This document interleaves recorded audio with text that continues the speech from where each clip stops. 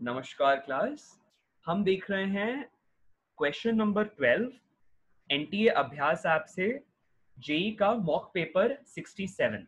ठीक है, तो इस क्वेश्चन में बहुत ही गजब कॉन्सेप्ट यूज हुए हैं, उनको पहले देख लेते हैं, उसके बाद इस सवाल को समझते हैं। आपको याद होगा, कभी भी अगर हम किसी फोटोन की एनर्जी की बात करें, that is given by E is equal to hc upon lambda. इसके लिए हमने एक बड़ा ही अच्छा ट्रिक समझा था, क्या कि अगर हमें फोटोन के लिए एनर्जी और वेवलेंथ के बीच में एक रिलेशन चाहिए तो अपन ऐसा लिख सकते हैं 12400 upon lambda, right, in angstrom, and this energy is in electron volts. ये याद आ रहा होगा आपको, राइट? तो अब हमें क्या करना है, पहले ये बात अपने दिमाग में बोल देना है, हाँ भाई ये याद रखना है सवाल को हल करते वक्त। One point. सेकेंड पॉइंट देखो, कभी भी अगर किसी एक एटम से, है ना, किसी एक एटम से सपोज उसके हम दो एनर्जी लेवल्स की बात कर रहे हैं,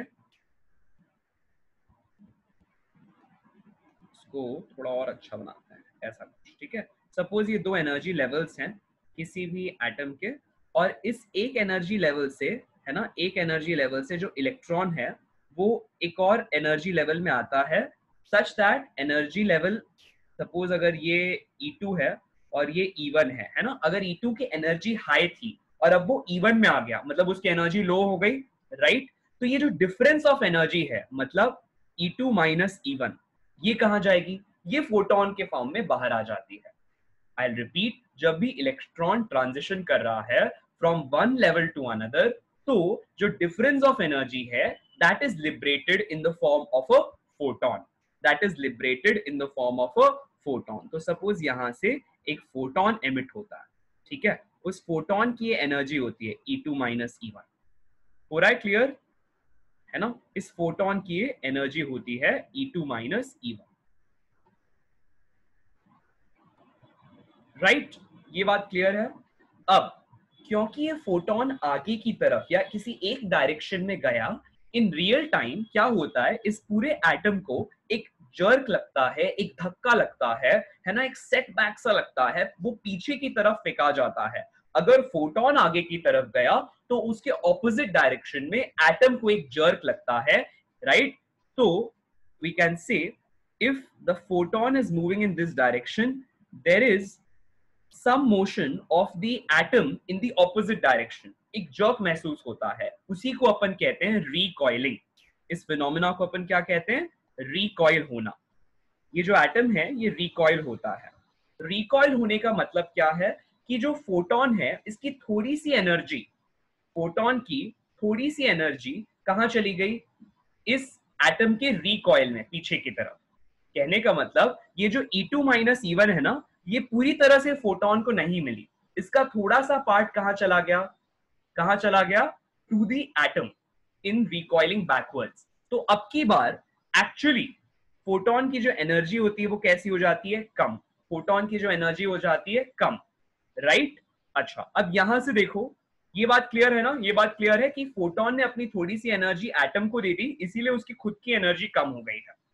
तो energy of the photon is lessened now. ये बात क्लियर है? अब ध्यान से सुनना, हो ये रहा है, हम ये समझ चुके हैं फ्रॉम दिस इक्वेशन कि वेवलेंथ और फोटोन की एनर्जी में इनवर्स रिलेशन है। तो अगर फोटोन की एनर्जी घट गई, इसका मतलब क्या है? इसका मतलब है कि उसकी वेवलेंथ बढ़ गई। एनर्जी घट गई मतलब वेवलेंथ बढ़ गई, राइट क्लास? क्लियर है ये बात? राइट। तो इसका मतलब हमें एक कॉन्सेप्ट तो क्लियर हो गया है, ये वाला जो अभी हमने जिसकी बात की, ठीक। अब सवाल को पढ़ते भी हैं, समझते भी हैं और सोल्यूशन भी निकालते हैं। बड़ा ही सिंपल लगेगा, आसान हो लगेगा और मजा भी आएगा। देखो, सवाल है कि एक फोटोन है जिसकी एनर्जी 10.2 इलेक्ट्रॉन वोल्ट है, उसके करस्पॉन्डिंग जो लाइट है उसकी वेवलेंथ है लैम्डा नॉट। बड़ा सिंपल, अपन क्या करेंगे, सिंपली यहां पर एनर्जी की जगह 10.2 रख देंगे इलेक्ट्रॉन वोल्ट में, तो वेवलेंथ आ जाएगी। Am I correct? Am I clear? Right. अगला क्या लिखता है? Due to an electron transition from n is equal to 2 to n is equal to 1 in a hydrogen atom, the light of wavelength lambda is emitted. If we take into account the recoil of the atom when the photon is emitted, है ना, मतलब second case में क्या हो रहा है, एक energy level 2 से एनर्जी लेवल 1 तक एक इलेक्ट्रॉन का ट्रांजिशन होता है. तो ये हुआ n इज इक्वल टू 2, ये है n इज इक्वल टू 1. ठीक है, इलेक्ट्रॉन का ट्रांजिशन होता है. तो अब क्या होगा, सपोज इसकी एनर्जी है E2, इसकी एनर्जी है E1. हमने वही जो अभी डिस्कस किया, वही फिनोमेना यहाँ पर घटित होने जा रहा है. तो फोटोन रिलीज हो रहा है ना. तो आइडियली फोटोन की एनर्जी कितनी होती अगर रिकॉइल नहीं होता ये एटम? तो देखो, देख लेते हैं इसको, है ना. एनर्जी कितनी होती? It would have been equal to the difference of energy of the two levels, that is E2 minus E1, right. That is, क्या आता आंसर चेक करो. हम जानते हैं formula, right. We know the formula is minus 13.6, right. और hydrogen atom है ना, इसीलिए z स्क्वायर जो है उसकी वैल्यू कितनी हो जाएगी? बताओ बताओ बताओ, कितनी हो जाएगी? जानते हो कि नहीं? हाँ, राइट. तो अब यहां पर एनर्जी का सब्ट्रैक्शन करोगे तो आपके पास आंसर आएगा, देखो 1/1 स्क्वायर माइनस 1/2 का स्क्वायर, राइट. और z की वैल्यू 1 डालोगे, क्योंकि एक हाइड्रोजन एटम के लिए एनर्जी, हाइड्रोजन एटम के लिए z की वैल्यू 1 होती है. तो एनर्जी अपन के पास इस फॉर्मूला से आ जाएगी, right. You can calculate the value of energy. So once you get this energy in electron volt, check करो कितनी आती है. I'll wait for you, check करो. देखना, जब आप आंसर निकालोगे कुछ इस तरह से आएगा. The energy will come out to be 10.2 electron volt. अरे वाह, इसका मतलब जो क्वेश्चन का पहला पार्ट दिया है वो आइडियल केस दे दिया है, और सेकेंड पार्ट में ये बात कह दिया है कि सेकेंड केस में भी ट्रांजिशन वैसे ही हो रहा है, एनर्जी वही है, लेकिन फर्क क्या आ गया? फर्क क्या आ गया? फर्स्ट और सेकेंड केस में फर्क क्या आ गया? ध्यान से सोचो.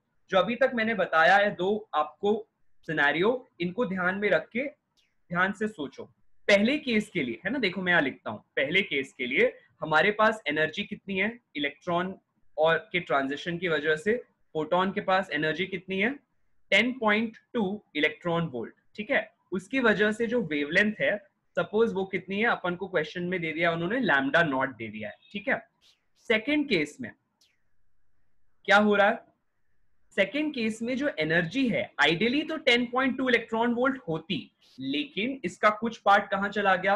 एटम के रिकॉइल होने में, एटम के रिकॉइल होने में. इसीलिए एनर्जी इस 10.2 से थोड़ी सी कम है. It is a little lesser in second case than 10.2 electron volt. इसका मतलब जो इसके करस्पॉन्डिंग वेवलेंथ है वो कैसी होगी? थोड़ी सी ज्यादा. क्यों? अभी अभी तो हमने पढ़ा, देखो कि एनर्जी और वेवलेंथ एक दूसरे के इनवर्सली प्रोपोर्शनल है, राइट.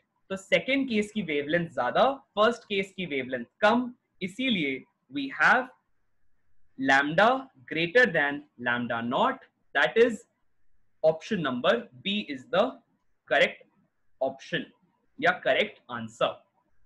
मैं रिपीट करता हूं, मैं जानता हूं मन में थोड़ी सी उधेड़ बुन हो रही है कि सर ने क्या बताया, एक बार दोबारा से समझना है.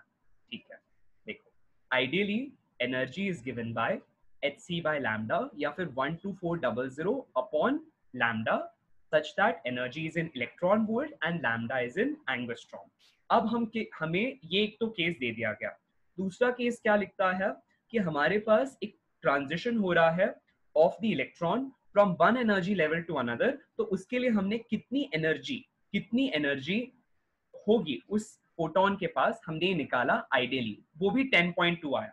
मतलब दोनों केस में जो एनर्जी है फोटोन की वो 10.2 है आइडियली, लेकिन सेकेंड वाला केस लिखता है हमारे पास आइडियल नहीं है. देखो, if we take into account recoil of the atom when the photon is emitted, है ना. तो क्योंकि यहाँ पर थोड़ी सी फोटोन की एनर्जी एटम के रिकॉइलिंग में चली गई, तो energy in the second case is a little less than 10.2 electron volt, जबकि फर्स्ट केस में आइडियल है 10.2 इलेक्ट्रॉन वोल्ट ही है, राइट. तो क्योंकि सेकेंड केस में एनर्जी थोड़ी कम है, तो इस रिलेशन से वेवलेंथ थोड़ी सी कैसी होगी? ज्यादा होगी, राइट. वेवलेंथ कैसी होगी? थोड़ी सी ज्यादा, क्योंकि energy and wavelength of a photon are inversely proportional to each other, right?